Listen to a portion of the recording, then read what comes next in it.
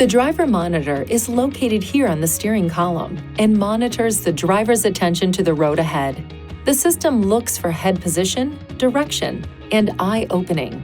If the system does not detect the driver's attention on the road, a series of warnings will be displayed. If the driver's face is below the camera detection range, the driver monitor may not work properly.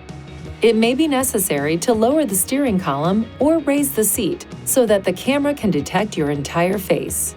The driver monitor is active in all drive modes, not just when ProPilot Assist 2.1 is active. To enable or disable the system, use these controls to select Settings, Driver Assistance, Driver Monitor, then Driver Monitor again to toggle the system on or off. ProPilot Assist 2.1 will not function when the system has been disabled. Turning on ProPilot Assist 2.1 will enable the driver monitor. Please see your owner's manual for important safety information, system limitations, and additional operating and feature information.